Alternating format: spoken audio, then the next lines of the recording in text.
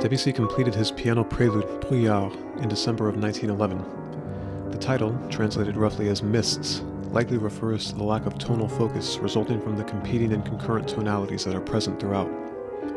The piece opens the composer's second book of preludes with an imagery and compositional language that are typically Debussyan, but that also bear the influence of several important events in the composer's life: his cancer diagnosis, Europe's march toward the First World War, and the new compositional resources brought forth by a younger generation of composers. The prelude begins with material that is blurred through the use of conflicting tonalities and shifting subdivisions of the beat.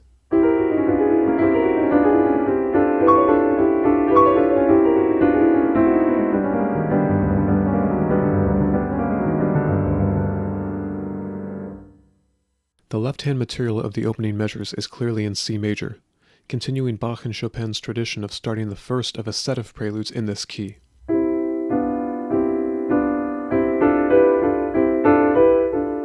Though the right hand's material obfuscates the listener's sense of the key.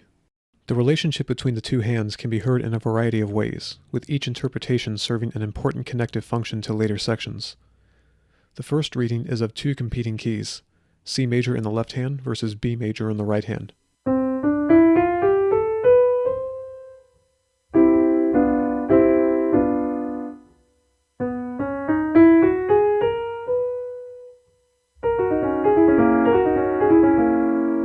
While the second reading of the first two beats is of two alternating octatonic scales.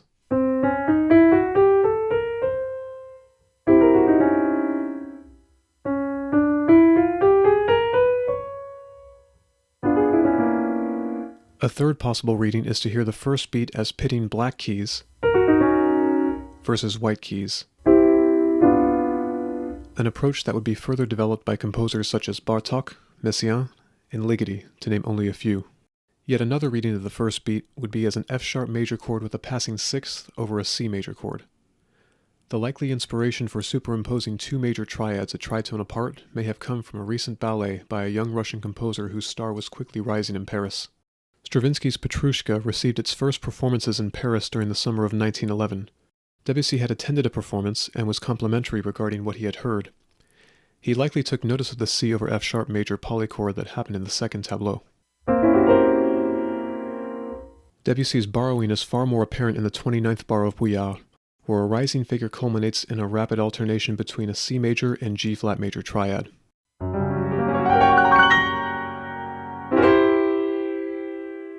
This alternating chord figure seems clearly derived from the piano tremolo that occurs in the second tableau of Petrushka.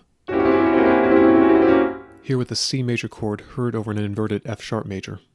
Measure 2 introduces the descending octave D flats in the right hand, while measure 3's descending parallel triads move to a repeated G major pedal point in the middle staff of measure 4.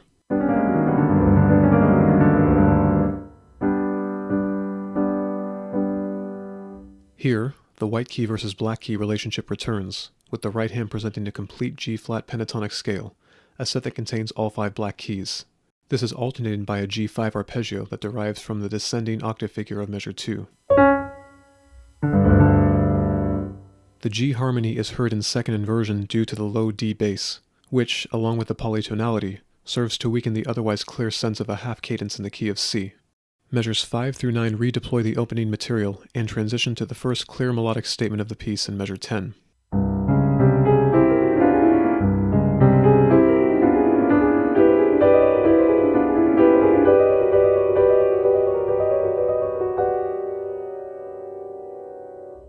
The first figure of measure 5 connects with the falling octaves of measure 2, which are here inverted to ascending octaves. The C-D-flat motion also alludes to the C-D-flat motion of the piece's opening beat.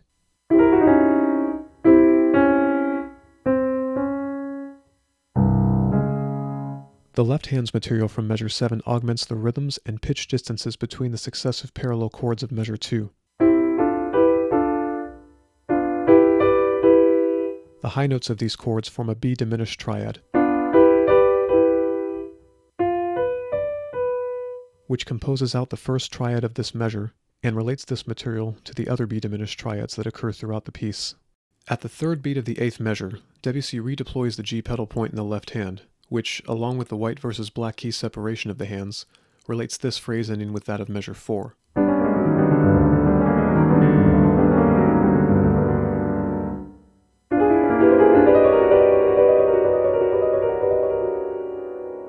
The diminuendo of measure 9 causes this figure to recede into the background, preparing for the melody of measure 10.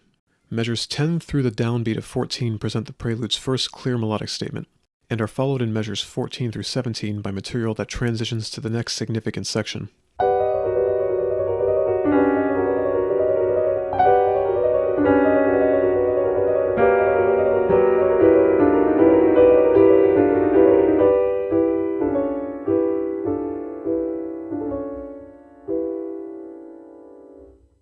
The melodic figurations of these measures are foregrounded not only by the tenuto markings placed by the composer, but also by his choice of pitch space, which situates the melodic notes both higher and lower than the accompanimental figurations. This takes advantage of the tendency of the ear to most easily perceive the highest and lowest events occurring in a given pitch configuration.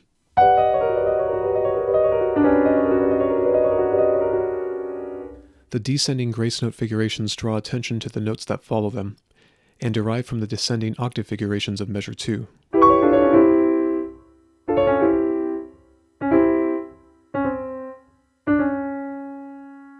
Measures 12 and 13 include a descending F-sharp major triad in the melody, which composes out the same descending triad heard concurrently in the accompaniment.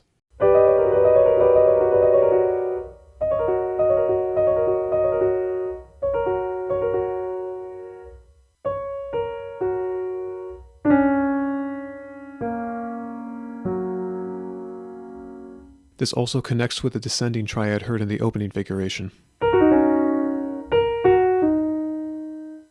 Measures 14 and 15 return to a clear white key versus black key stratification between the hands, and also include left-hand material that is a freely inverted version of the material heard in the 7th measure.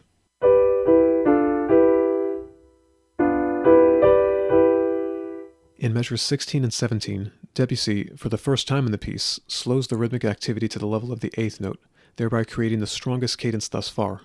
The arpeggiated C-sharp octaves connect with and invert those heard in the 2nd measure.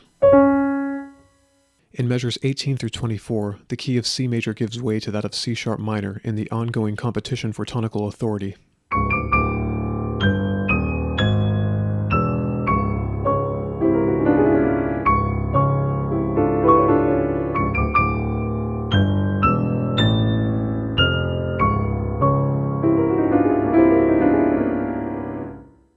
In measure 18, Debussy rapidly expands the pitch space of the piece to include the outer regions of the keyboard, creating a strong contrast with the material that preceded.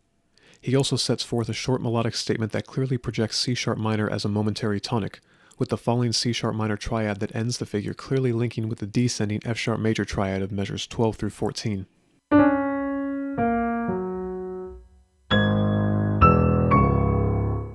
The inward leaping C-sharp octaves of measure 20 recall the octave figures of measures 2 and 16.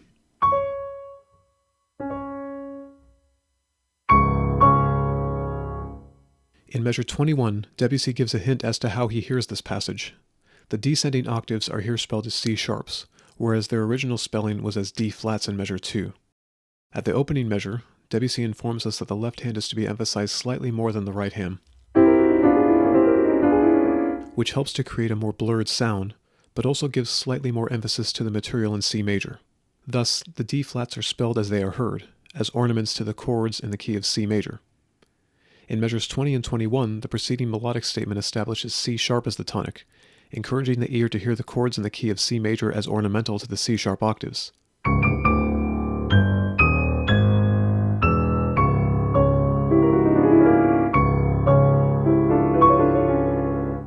This process is loosely analogous to viewing the same painting with two different frames, each one accentuating certain features of the work while de-emphasizing others. In measures 23 and 24, the melodic figure of measures 19 and 20 is intervallically expanded to transform the original falling C-sharp minor triad into a C-sharp augmented triad, thus weakening the tonal influence of C-sharp as a tonic. In measure 24, Debussy deploys the final set of two-handed C-sharp octaves and returns to a reprise of the opening material, which carries the music to a brief but clear climax in bars 29 and 30.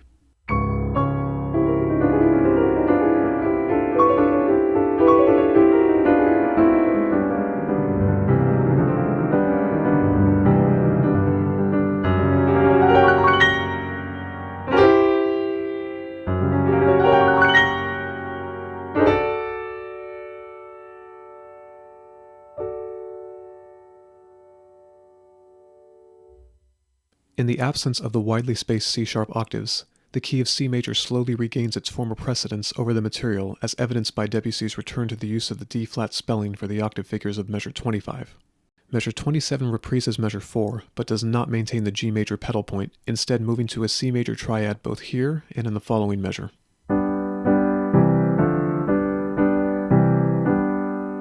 This change gives slightly more emphasis to the key of C major, before the transition to measure 29, which is accomplished by a change of direction of the second and third notes of this sextuplet figure, which smooths the transition to the next measure's rising arpeggiations. The harmony projected by the flourish of measure 29 can be described as an F-sharp major triad with split roots. For more on split interval chords, you can reference my previous video. The pitch collection in this measure can also be heard as a subset of the C octatonic set.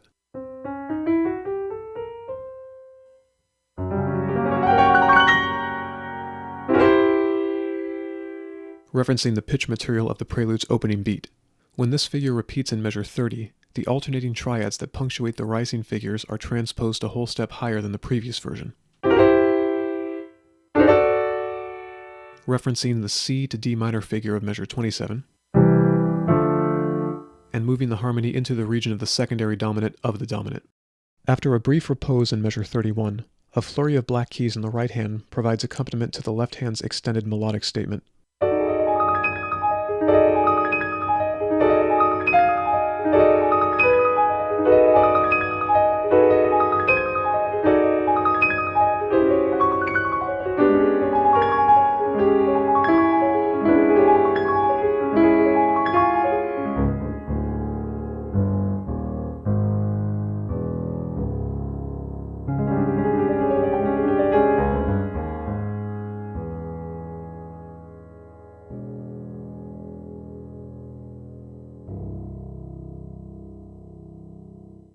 The right hand's material, which derives from the low figure of measure 4, is readily connected to the rising figures of measures 29 and 30, again transforming material previously heard in the foreground into an accompaniment. In measure 33, the melody of the left hand's thumb forms a B diminished triad, linking strongly with the left hand thumb's material of measure 7, which outlines the same triad, here in second inversion.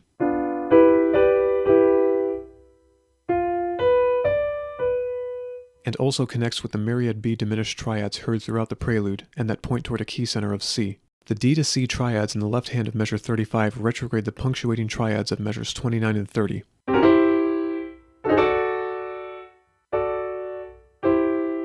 And lead to the final G major pedal of the prelude in measure 36. This G major triad and the B diminished triad on beat 4 of measure 37 point toward a resolution to C.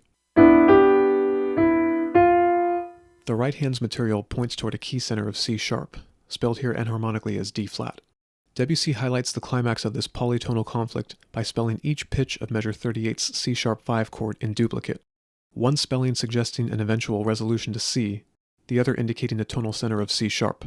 The left hand material of measures 18 and 19 is reprised here in measures 38 and 39. As a result, C sharp is established as the key center in the most unambiguous terms heard in the piece thus far.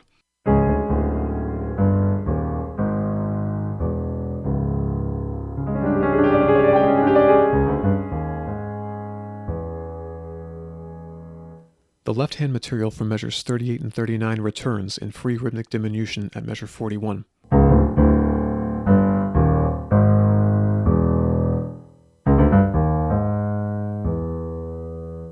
The last E of the figure moves to the lower end of the keyboard via octave transference and leads to the greatest point of harmonic drama in the piece, the return to the key center of C via a descending augmented triad, foreshadowed by the descending C-sharp augmented triad of measures 23 and 24.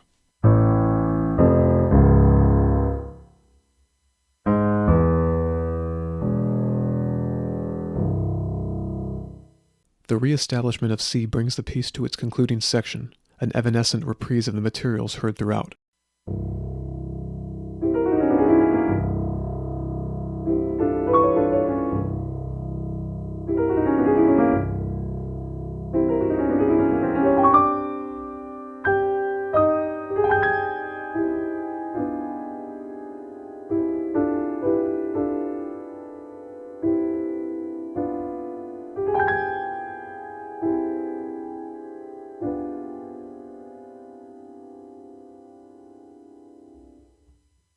Measures 43 through 45 reprise the first three measures of the prelude, but replace the first two beats of each measure with a low, sustained C.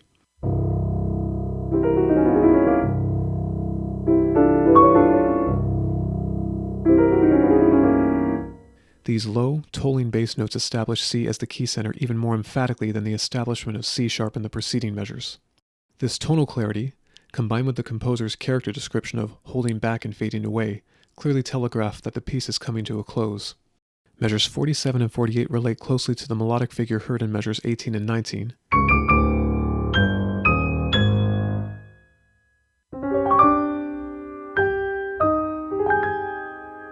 And are followed by the fragmented left-hand material of measures 43 through 46, now heard without the accompanying black key material.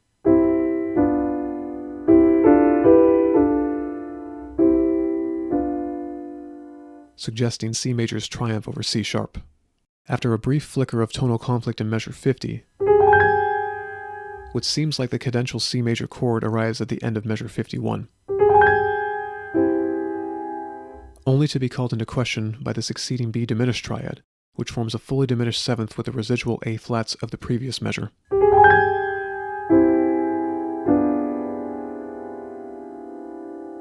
This chord will find its resolution in the set's next prelude, as the piece itself evaporates like the mists that inspired it. Thanks for watching. If you have suggestions for future analyses, please leave them in the comments below.